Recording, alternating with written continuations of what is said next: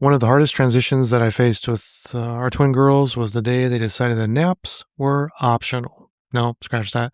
The day that they decided naps were for babies and that they clearly were not babies anymore. Does this sound familiar? Today we're talking about how to survive when your twins stop napping.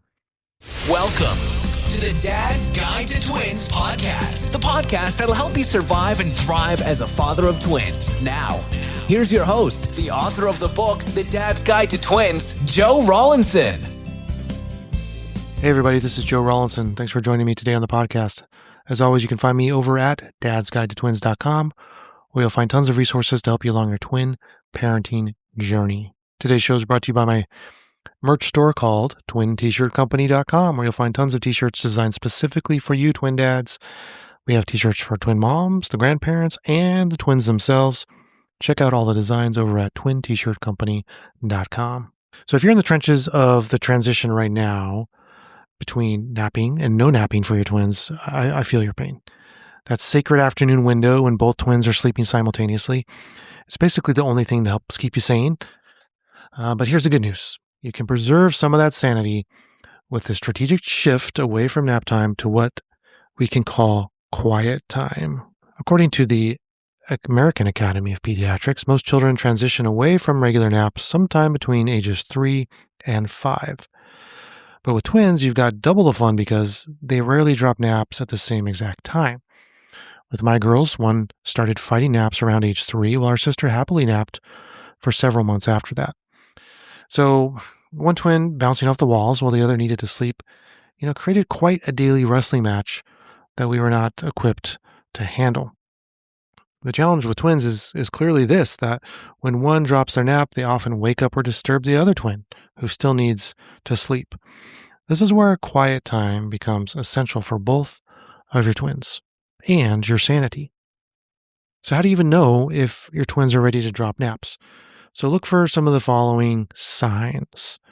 If they're taking 30 to 45 minutes or longer to fall asleep at nap time, or they're skipping naps altogether without becoming completely miserable by dinner time, or they're staying up later at bedtime when they do nap, or one twin is constantly waking the other during nap attempts, or they're fighting you on nap time with increasing intensity.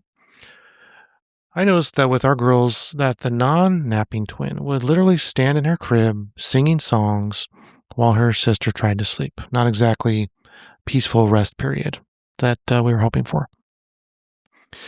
So let me be honest, the transition from naps to no naps is a hard transition.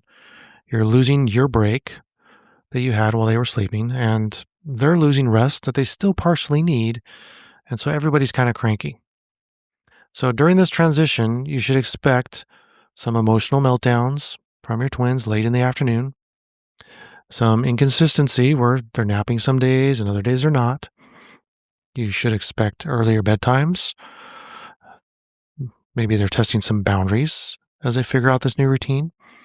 And watch your patience because it's going to start to wear thin by the late afternoon. So we found that the transition phase is typically 2 to 4 weeks per child. I mean, yes, that means that twins might be dealing with chaos over several months, as the twins maybe stagger when they drop naps.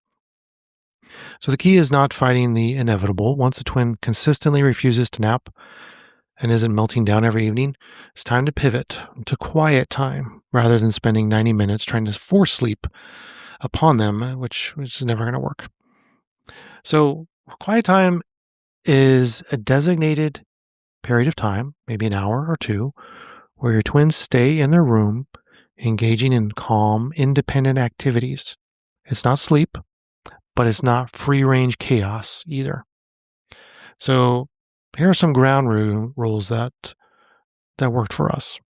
Do it at the same time every day, just like you did with nap time. Maybe 1 o'clock to 2:30. The rules are that they have to stay in their room or in a designated quiet area, and they can play independently with quiet toys. So quiet toys being books, reading books, doing puzzles, coloring, building blocks. It's a screen-free time. It's a rest time, not an entertainment time. And, they don't have to sleep, but they do have to be quiet because it's quiet time. So the beauty of quiet time is that it works whether one twin naps or they both nap or neither of them naps. So the twin who still needs to nap can sleep without getting interrupted by the awake and lively twin. So setting up a successful quiet time requires a few steps. We sat down with both our girls before we started and we explained the new routine. You're getting bigger now. The big kids don't always need naps, but everyone in our house has quiet time after lunch. This is your time to rest your body and play quietly in your room. Keep it simple, matter of fact. This isn't a punishment, it's just how our family works. Set up their room or separate spaces if one still needs to nap with appropriate quiet time activities. We talked about books, quiet toys, puzzles, stuffed animals, art supplies. You want to remove anything that will cause fights or makes a bunch of noise or is loud to play with. The goal is to have, general quiet time. It also may be helpful to have a visual timer for the twins. They don't really know how to tell time yet. So maybe an okay to wake up clock, if you use one of those in the morning. It's a clock that shows when quiet time is over simply by the color of the clock. So no more of this, of them coming out of the room asking, is it done yet? Can we come out? Can we come out yet? When the clock turns green, they can come out. Until then, stay put. So for younger twins, maybe a simple kitchen timer works too. They just need some indicator that quiet time is over and it's time to ramp up the excitement. Consistency, of course, is the key. We've talked about that a lot on the podcast. When you're consistent with your twins, they start to learn the routine and learn the schedule, and it's easier for them to go through those actions each day. So if one of your twins still needs a nap, what do you do? So one option is to put them in the same room. Maybe they have a nursery where they're in the same room, different cribs or bed situations. But you have to set expectations. The non-napping twin does have to do quiet time while her sister sleeps. This only works if the non-napper is actually capable of quiet, independent play. Otherwise, this one blows up on you. Option number 2 is you have separate spaces. One is for the sleeper and one is for the quiet time activities. This is what we did. And you may need to do that too if your kids can't be together in the same space. Or you may want to do staggered timing, where you start quiet time for the non-napper 30 minutes before napper goes down, and this gives you time to settle the sleeper down without interference. And then the non-napper joins the same space as her sister for quiet time. So according to our pediatrician, it's completely normal for twins to have different sleep needs. So don't force the one who still needs to rest to give up naps just because their twin is ready. They'll eventually wean off of those naps. So what happens during quiet time for you? So here's the thing that is super helpful. So if you remember nap time, or you're in the middle of nap time right now, it gives you a little window of time to do stuff because you're not having to deal with the kids 100%. So when quiet time happens, you get a very similar window. It's a chance for you to, get online and pay your bills, or do something around the house that you've been trying to do, or just sit in silence and enjoy the moment, or make dinner preparations without constant interruptions. So you can use this time to catch up on work emails, just sit and stare at the wall. Whatever works for you in this quiet time is great.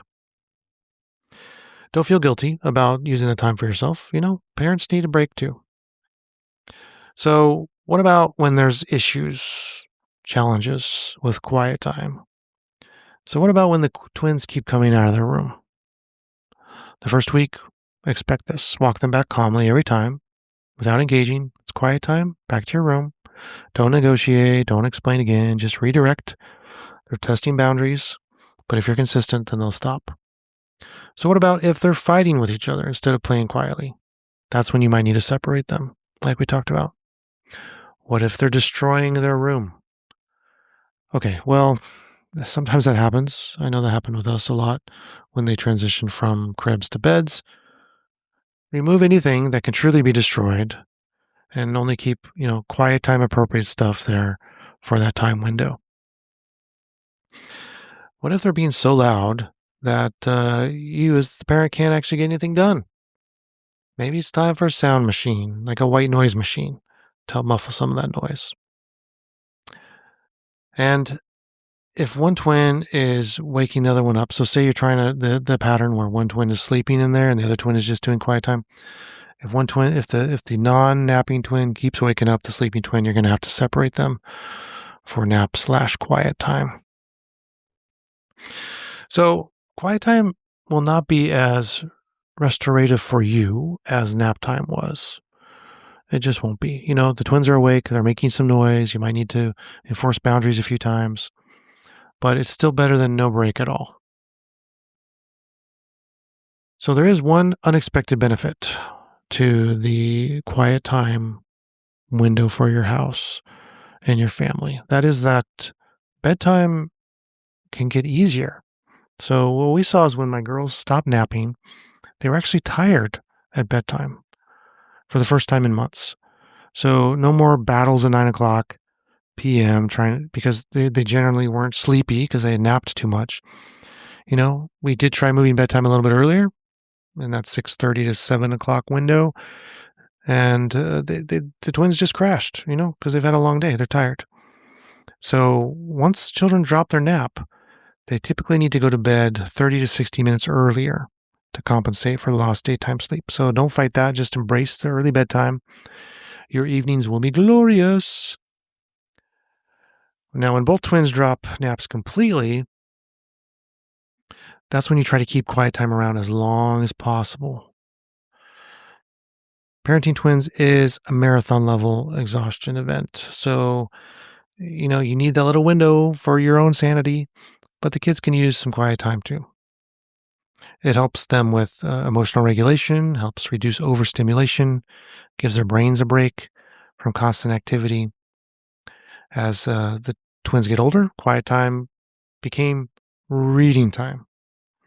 Both of our girls would spend an hour reading independently in their room, and that helped build their reading skills, which is awesome. So to make the transition easier from nap time to quiet time, start before you're desperate. If you wait until naps are completely gone and you're pulling out your hair, it's going to be more of a challenge. So start implementing quiet time while at least one twin is still napping. Always keep it positive. We're big fans of positive parenting, so frame it positively for your twins. Hey, you're growing up. Big kids get quiet time instead of naps. Huzzah!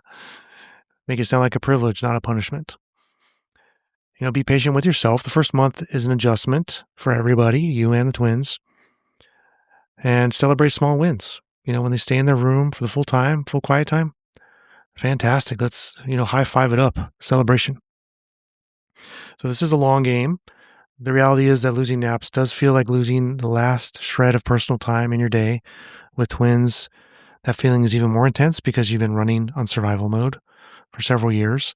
But quiet time, if you can get it consistently, can give you back a small break during the day, which is fantastic.